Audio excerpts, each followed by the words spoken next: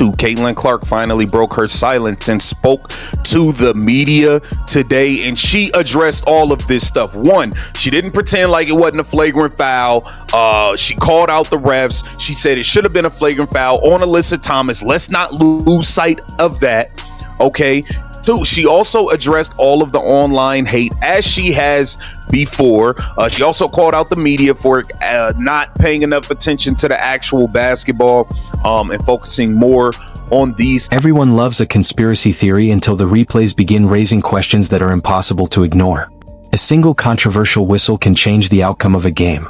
But when an entire season is filled with disputed calls, frustrated coaches, angry fans, and non-stop viral debates, the conversation shifts from basketball to whether the system itself can be trusted. Now, a rumored leaked audio recording has poured fuel on an already blazing controversy, and the WNBA finds itself facing one of the biggest credibility challenges in its modern history. Flopping, big conversation. Yeah, and it's been a conversation. I would only say that there's a difference between telling a call, exaggeration, and a true flop, which is where you're actually fooling the referees. I think sometimes even as I sit in the stands at games, players may be falling down, players may be reacting to a call, but then me, if they're not fooling the referees, it's like, okay, players are taught to sell calls these days. Can officiating get better? Of course. We're always working on that. Can officials get fooled occasionally? We're always looking at that as well. The officiating is incredible. I will also add one other piece to it, because I know there's always controversy. The quickest way for a sports league to capture the spotlight is by giving fans unforgettable moments. But the quickest way to lose their trust is by making it seem like the rules change depending on who's holding the ball. What's going on with AT? It's absolutely unacceptable. There's been so much more toxicity, racism, homophobia. It is absolutely unacceptable. Most of this coming from the online community. Most of this, in my heart of hearts, I believe, not coming from WNBA fans. I believe that this is people who are using our league, using our players to further divisive agendas. And if you are one of these people that are online doing this, do not call yourself a WNBA fan. Our league is about inclusiveness. Our league is about That uneasy contradiction has hung over the WNBA throughout one of the most successful seasons in league history, turning every controversial whistle into another flashpoint in a debate that refuses to fade. With each disputed call, questions about consistency, fairness, and accountability only grow louder, keeping the controversy alive long after the final buzzer. I'm just going to say, you can't say everybody needs to do better and then specifically say league office needs to do better. They named the league about 3 times, and I just don't think it's a league problem. I think I'm getting so tired of talking about this because it's the same argument over and over. I'm not saying that the league has got it right. They don't. At some point, the players also have to take some sort of change. No one can deny that the WNBA has entered a completely new era. Television audiences have surged, arenas are packed with fans who never followed women's basketball before, merchandise is selling at record levels, and conversations that once belonged only to diehard basketball fans now dominate sports talk shows, podcasts, and social media. The league has never enjoyed this much attention, or faced this much scrutiny. Worst marketed league in the history of leagues. They're absolute morons. That's the answer.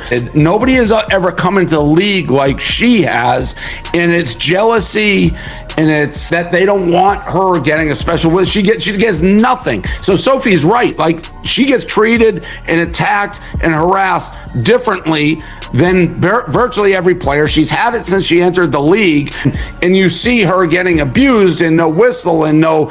At the center of nearly every conversation is Caitlin Clark, whose arrival has turned ordinary regular season games into must-watch events. Every arena she enters feels like it's hosting a playoff showdown, and every possession carries an extra layer of attention. That level of stardom is both a blessing and a burden.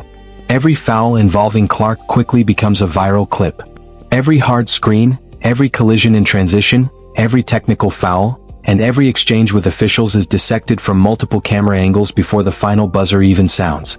Moments that might have passed unnoticed in previous seasons now dominate headlines and fuel endless debate across sports media.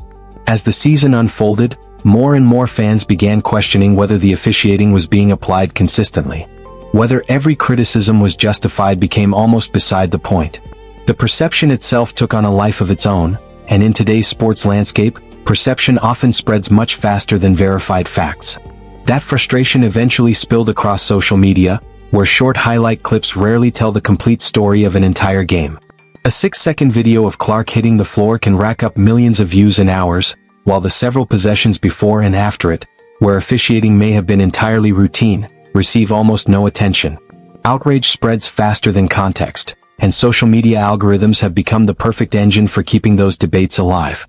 We'll start here. Caitlin Clark officially wins Eastern Conference Player of the Week. You see it here, 22 points on 46% shooting, 8 assists, and 4 rebounds. Caitlin Clark wins Eastern Conference Player of the Month, and that is all while having a ball hog in Kelsey Mitchell. That is while getting pulled in and out, getting pulled out of the game left and right by Stephanie White, having her minutes cut, all of this stuff. She still wins Eastern Conference. Every missed whistle becomes another piece of evidence in the court of public opinion, where thousands of fans have already reached a verdict before the replay has even finished loading. Fueling the controversy even further were rumors that spread rapidly across social media, claiming the league and its officiating were facing explosive internal problems. Viral posts alleged everything from secret favoritism to widespread corruption, with some even suggesting that leaked recordings had exposed misconduct at the highest levels of the WNBA. Those claims spread at lightning speed because controversy always grabs attention. However, no credible public evidence has verified allegations of organized bribery, commissioner-directed payments to referees, or any investigation matching the dramatic stories circulating online. The rumors became news not because they were confirmed, but because millions of fans were suddenly asking the same question. Can they still trust what they're watching? For many supporters, the biggest issue isn't a single bad call, it's inconsistency. When similar plays produce different whistles from one game to the next, confidence begins to erode. And once that trust starts to fade, every controversial decision becomes another reason for fans to suspect something bigger is happening behind the scenes, even when ordinary human error may ultimately provide the simpler explanation. Problem. And I think that everybody bears responsibility, including Caitlin Clark, in a little bit of this. And I know people are shocked to hear that, but like, everybody's got to be better. I'm with you. I'm so tired of this, and my look is just kind of like, I'm really disappointed in the entire WNBA in the last couple of years, and I feel like what you're saying is like, even though the office, the league, whatever, the officials, whoever's running it, they are 100%, I think, deserve most of the blame. Indiana Fever head coach Stephanie White became one of the most recognizable voices behind the growing frustration. Throughout the season, television cameras repeatedly captured her passionately challenging officials after calls, or non-calls, she believed had gone against her team. Coaches across every professional league argue with referees, but White's reaction struck a chord because they echoed concerns many Fever fans were already voicing online.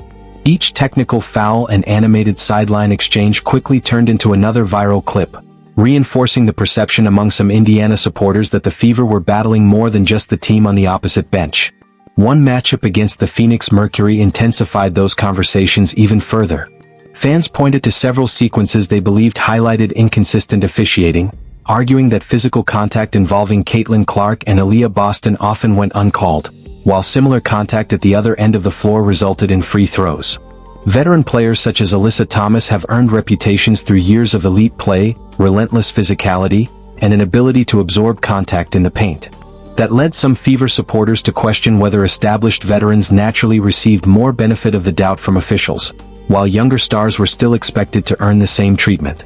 Whether that perception reflected reality or not, it became another flashpoint in the league's growing officiating debate. You'd have quotes from team owners, from players, from the commissioner that was just asinine. They just don't want to accept how important she is. The only reason they are flying private is because of her. The only reason they have a new CBA is because of her. But somehow it's seen as a sign of disrespect to like the players that came before or whatever if you give her. The debate itself is nothing new. Basketball fans have argued about officiating for decades, long before the current generation of stars arrived. But Caitlin Clark's unprecedented popularity has placed an extraordinary spotlight on every possession, making an old controversy feel brand new. As the discussions grew louder, the focus gradually shifted beyond individual games. Fans were no longer arguing only about whether a single foul should have been called. Increasingly, the conversation centered on whether the league faced a broader credibility challenge, one that needed to be addressed before it overshadowed the remarkable basketball being played on the court. That left the WNBA walking a difficult tightrope. On one side was the historic momentum it had worked for years to build. On the other was a rapidly growing audience demanding confidence that every game was being officiated as consistently and fairly as possible. The irony is that few people question the talent on the floor. The league has never been deeper or more competitive. Established superstars continued performing at an elite level while an exciting new generation brought fresh energy and millions of new fans to the sport. Yet instead of conversations being dominated by brilliant defensive adjustments, explosive scoring runs and unforgettable performances, the spotlight kept returning to whistles, replay reviews and controversial officiating decisions.